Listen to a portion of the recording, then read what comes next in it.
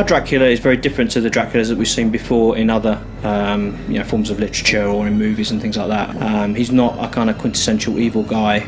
It's a tale about someone that doing good ends up being evil. It's not black and white, it's very much shades of grey. We showed the journey of Gabriel in the first game, from light to darkness, and in this game we go from dark to very, very dark, and it's a much more crueler tale, a much darker tale. And I think that following a character that you can identify with is really important. So we wanted to have a guy that people really saw, really felt for him, they understood how he got to that place. And so I think in many ways our Dracula is more human than previous incarnations of Dracula.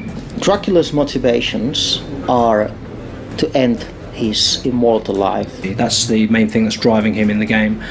He's been alive for a long time. He's tired of living. He wants to end this and to move on. Don't misunderstand me. He's an evil guy. He embraced evil for real, and you're going to see that in the game. I think Dracula is quite a scheming character and a very intelligent, predatory animal, if you like, and he's looking to settle some scores. We specifically designed Dracula as a character that people could identify with. Our early designs of Dracula were much more kind of a very powerful character, but we wanted to give a top throwback to how he looked in the original game. So when making a game, you need to be careful about designing characters, especially main characters, especially Dracula. You have to think that it's the first time in Castlevania history that you play with Dracula. Also with Dracula having new weapons and new abilities, we wanted to give him a much kind of more athletic way of moving. His animations changed quite a lot. We wanted to make him look cool. His hair is longer. He's more refined, if you like, more sophisticated. In Castlevania, Dracula's been always a bad guy that appears for a few moments and goes woo, and that's it. We wanted to build a real character with emotions, with contradictions from day one. So pretty much Gabriel was our Dracula from day one. Did they tell you that blood would fight against blood for all eternity? We'd already done a lot of the work already with the motion capture actor, so there was kind of like a guide, if you like, to go to. And I think what Robert's brought to the role is he's made Dracula really dangerous, and you can sense the evil, you can sense the kind of predatory nature of the character that wasn't there before, and I think it really comes across. And that's something he was very certain that he wanted to do on the voiceover section, because we kind of wanted him to imitate what the other actor had done. And he was like, no, Gabriel wouldn't do that. He wouldn't be like that. He would be much more like this. And as soon as we heard his performance, we realised that actually he was right, that this was the way to do it. I am no longer Gabriel, woman.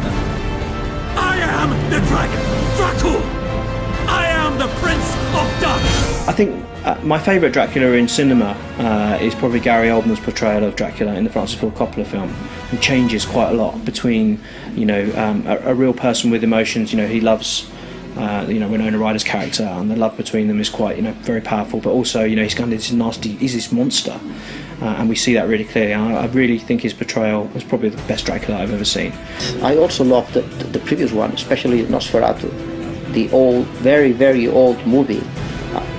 That was a bit naive for today's standards, but this is a terrific, But my favourite vampire movie is Near Dark, which I think is one of the best vampire movies I've seen. They really show vampires in a kind of gritty, horrible, very uneasy way, which I don't think I've not seen since either. And I think there's an element of that in this as well, in Lord Shadow 2. We do things with our Dracula that I don't think have been done.